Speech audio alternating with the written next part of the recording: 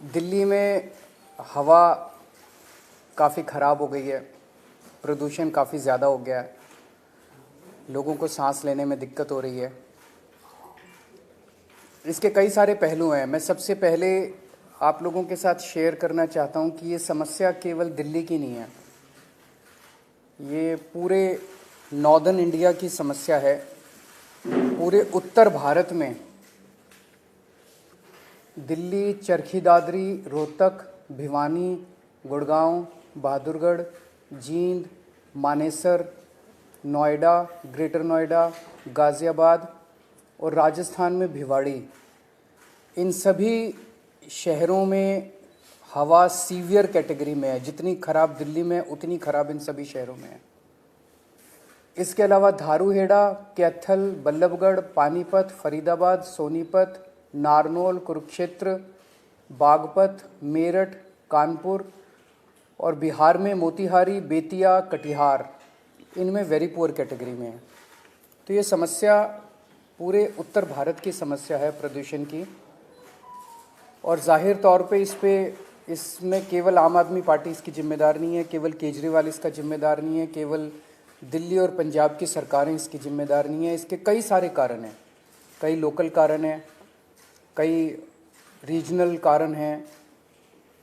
एक राज्य की हवा एक राज्य में नहीं रहती, इधर से हवा उधर जाती है, उधर से हवा इधर आती है। तो जैसा हम कई बार कह चुके हैं कि इसमें केंद्र सरकार को आगे आके इसके ऊपर स्पेसिफिक कदम उठाने पड़ेंगे ताकि पूरे उत्तर भारत को प्रदूषण से बचाया जा सके। ये पूरे उत्तर भारत की समस्या है, पहली चीज़। दूसरी चीज़, पंजाब में और दिल्ली में हमारी सरकार है। ये वक्त फिंगर पॉइंटिंग का नहीं है, ब्लेम गेम का नहीं है, एक दूसरे को गाली देने का नहीं है, इतने सेंसिटिव मुद्दे पे राजनीति करने का नहीं है। उससे समाधान नहीं निकलता। हम करते रहे राजनीति, वो कहते रहे केजरीवाल जिम्मेदार है, हम कहते रहे वो जिम्मेदार है, इससे कोई समाधान तो नहीं निकलता। जनता को इससे फ़ायदा तो नहीं होता। जनता को तो समाधान चाहिए। पंजाब में पराली जल रही है, हम मानते हैं पंजाब में पराली जल रही है, इसके लिए किसान जिम्मेदार नहीं है, किसानों को समाधान चाहिए। किसानों को जिस दिन समाधान मिल जाएगा वो पराली जलाना बंद कर देंगे, क्योंकि दिल्ली तक जब पराली का धुआं पहुंचता है उसके पहले तो उस किसान के खुद के घर में वो धुआं जाता है, उसके बच्चों के धुआं जाता है। तो उसके लिए किसान जिम्मेदार नहीं है। पंजाब में हमारी सरकार है। अगर पंजाब में पराली जल रही है उसके लिए हमारी सरकार, हम जिम्मेदार हैं। हम इसकी जिम्मेदारी लेते हैं कि पंजाब में अगर पराली जल रही है, अभी हमारी सरकार को बने हुए 6 महीने हुए हैं।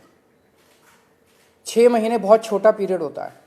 बहुत सारी समस्याएं थी पंजाब की, बहुत सारे माफिया काम कर रहे थे पंजाब में, उन कई सारे माफियाओं को कंट्रोल किया है। इसके ऊपर भी मान साहब की सरकार ने कई कदम उठाए हैं, वो अभी आपके साथ शेयर करेंगे। पराली के ऊपर पहला साल था, कुछ महीने का चंद टाइम मिला, कुछ कदमों में कुछ सफलता मिली, काफ़ी सफलता नहीं मिली। और मुझे उम्मीद है कि अगले साल तक, जब अब लगे हुए हैं इस पे, अगले साल तक पराली के जलने का इंसिडेंस काफ़ी कम होगा। कई सारे कदम उठाए जाएंगे, स्पेसिफिक कठोर कदम उठाए जाएंगे, किसानों के साथ मिलकर कदम उठाए जाएंगे। लेकिन हम इसमें ब्लेम गेम नहीं करना चाहते। पंजाब के अंदर अगर पराली जल रही है उसके लिए हम जिम्मेदार हैं, हमारी सरकार जिम्मेदार है। इसमें मान साहब की सरकार ने कई सारे कदम उठाए हैं, वो आपके साथ शेयर करना चाहेंगे। जैसा कि अरविंद केजरीवाल जी ने बोला, ये नॉर्थ इंडिया की प्रॉब्लम है। किसान खुद भी पराली नहीं जलानी चाहता, लेकिन क्योंकि अगली फसल और धान और गेहूं की फसल में सिर्फ और सिर्फ 10-12 दिन का गैप है, तो वो 10-12 दिन में अपने खेत से पराली को कहीं इधर उधर भी नहीं कर सकता, तो उसके पास माचिस की तीली है बस। हमने 1,20,000 के आसपास जो मशीनें दी, जो पराली को बीच में ही, ज़मीन के बीच में ही खपत कर देती हैं। पीएयू ने एक ऐप बनाई, जैसे आप ऊबर ओला की कैब ऐप देखते हो कि आप उस पर अगर टच करते हो तो आपको आपके रीजन में 2-3 किलोमीटर की रेंज में जितने भी मशीनें अवेलेबल हैं, ट्रैक्टर अवेलेबल हैं, आप वहाँ जाके कॉन्टैक्ट नंबर सहित उसमें आ जाता है। हमने गुरुद्वारा साहब जो गांव में हैं वहाँ पे बार बार हमने वहाँ गुरुद्वारा साहब में अनाउंसमेंट्स करवाई कि पवन गुरु पानी पिता माता तरत महत। गुरु नानक साहब ने पवन को गुरु का दर्जा, पानी को पिता का दर्जा और धरती को माता का दर्जा दिया। ये तीनों दर्जे हमने कायम रखने हैं। इसके अलावा भी हमने बहुत सी पंचायतों को इनकरेज किया। मेरे पास आंकड़े हैं कि 124 गांव, 120 गांव, 93 गांव उन्होंने इकट्ठे होके अपनी अपनी पंचायत बुला के ये मता पास किया ग्राम पंचायत ग्राम सभा में कि हम लोग पराली नहीं जलाएंगे। तो पराली नहीं जलाना चाहता किसान, हाँ अगर जल रही है, धुआं उठ रहा है, तो हम उसकी जिम्मेदारी लेते हैं। हम कोई जिम्मेदारी से नहीं भाग रहे, जिम्मेदारी हम ले रहे हैं, लेकिन इसको मिल बैठ के हल करना पड़ेगा। जैसा कि अरविंद जी ने बोला कि हमारे पास इतना कम समय था, इतने कम समय में दोनों फसलें आ गई। 16 मार्च को सेरेमनी थी, बस 15 दिन बाद गेहूं आ गया, बिल्कुल गेहूं के बाद धान आ गया। धान की प्रोक्योरमेंट में कोई कमी नहीं है, लिफ्टिंग में कोई कमी नहीं है, किसान को पैसे मिलने में कोई कमी नहीं है, बल्कि घंटों में ट्रांसफर हो रहे हैं पैसे। लेकिन अगर हम ये शान से कहते हैं कि इस साल पंजाब में, हरियाणा में या देश में इतने लाख मीट्रिक टन धान पैदा होगा, रिकॉर्ड टूट जाएंगे, तो हम उस बात को तो शान से कहते हैं। लेकिन हम उस समय ये भी हमें याद रखना चाहिए सरकारों को कि अगर धान के रिकॉर्ड टूट रहे हैं तो पराली के रिकॉर्ड भी टूटेंगे, उतनी पराली भी तो आएगी। तो हमने अभी क्योंकि समय कम था, फिर भी हमने बायो एनर्जी का इंडिया का पहला प्लांट, बर्बियो कंपनी है जर्मनी की, वो लहरा गागा के पास माननीय केंद्रीय मंत्री हरदीप पुरी जी वहाँ पे आए थे, उद्घाटन किया। वो एक प्लांट जो है 47,000 एकड़ की पराली उठा लेगा, पैसे भी देगा, उठा भी लेगा। एक प्लांट सिर्फ 47,000 एकड़, सिर्फ क्योंकि पंजाब में 75 लाख एकड़ में धान की बुआई होती है। तो एक से तो काम नहीं चलेगा, ऐसी हमें पीसीओ कंपनियां चाहिए, पराली से बिजली बनाने वाली कंपनियां, पराली से सीएनजी बनाने वाली कंपनियां, बहुत कुछ लेटेस्ट आ गया। हम आपसे ये वादा करते हैं अगले साल नवंबर में इसी हॉल में शायद हम किसी और एंगल से बैठेंगे कि हम उस समय तक इसका हल कर चुके होंगे। चाहे तो हमें पंजाब में इतनी फर्टाइल धरती है, कुछ भी बीज सकते हैं, बस एमएसपी मिल जाए। चाहे तो हम जो क्रॉप डाइवर्सिफिकेशन है उसकी तरफ जाएंगे, फसलों की अदला बदली में। धान से किसान भी कह रहा है मैं धान नहीं उगाना चाहता, मेरा पानी नीचे जा रहा है धरती वाला। तो जिम्मेदारी लेते हुए being a head of the state Punjab, बहुत शहाद किया, बहुत एफर्ट अभी भी जा रही हैं, जितनी देर तक ये क्लियर नहीं होता। लेकिन उसके लिए कोई एक जिम्मेदार आदमी नहीं है, उसमें ये नॉर्थ इंडिया की प्रॉब्लम है। और अगले साल तक हमने अभी से लग गए हैं कि अगले साल बहुत सा एरिया, बहुत, अभी मैंने 75 लाख एकड़ बोला है, 35 लाख एकड़ में पराली नहीं जलती, सिर्फ 40 लाख एकड़ में जलती है। 40 लाख एकड़ को भी हम कोशिश करेंगे कि कहीं और किसी और फसल का बदलाव हो जाए, किसान को उतने ही पैसे जितना धान बीज कर 1 एकड़ से उसकी कमाई होती है किसी और फसल से हो जाए, चाहे तो वो सरसों हो, चाहे बाजरा हो, सूरजमुखी हो, पॉपुलर हो, सब्जियां हों, लेकिन मार्केटिंग चाहिए। तो इसके लिए हमने अभी से काम शुरू कर दिया। तो मैं एक बार फिर ये कहना चाहता हूँ कि सेंटर सरकार को मिलकर बैठना चाहिए। ये नॉर्थ इंडिया का मुद्दा है, पूरे नॉर्थ इंडिया का मुद्दा है। जैसे कि सीएम साहब ने अभी शहरों के नाम गिनाए हैं, कुछ शहरों के नाम ऐसे हैं जो नए भी आए होंगे AQI में, तो एयर क्वालिटी इंडेक्स में। सो मैं बतौर मुख्यमंत्री पंजाब आपको आश्वासन भी देता हूँ और जिम्मेदारी भी लेता हूँ कि जो पराली जल रही है उसका कोई ना कोई हमने एफर्ट्स बहुत किए, कमी भी रह गई होगी, बहुत सी हमारी योजनाएं सफल हुई, बहुत सी नहीं भी सफल हुई, लेकिन किसानों के साथ बैठकर, उनके जथेबंदियों के साथ बैठकर हम अगले साल के लिए प्लान कर रहे हैं।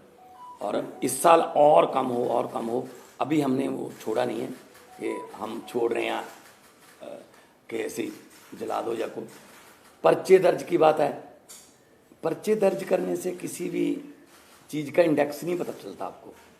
अगर पर्चे कम दर्ज करेंगे तो इसका मतलब ये थोड़ी है कि पराली कम जली है। अगर किसी ने पर्चे दर्ज नहीं किए इसका मतलब ये थोड़ी पराली जल गई। जब ज़्यादा पर्चे दर्ज के लिए इसका मतलब ये। तो मेरा मतलब ये है, किसान को ये भी ना लगे कि मैं अपराधी हूँ। किसान को अन्नदाता कहते हैं और अन्नदाता ही रखना है। ये जैसा अभी मान साहब ने कहा कि अभी भी स्थिति को कंट्रोल करने के लिए जो भी आने वाले दिनों में कदम उठाने की ज़रूरत है हम उठाएंगे। तो दिल्ली में कल से हम प्राइमरी स्कूल्स बंद कर रहे हैं, प्राइमरी क्लासेस बंद कर रहे हैं जब तक स्थिति में सुधार नहीं हो जाता।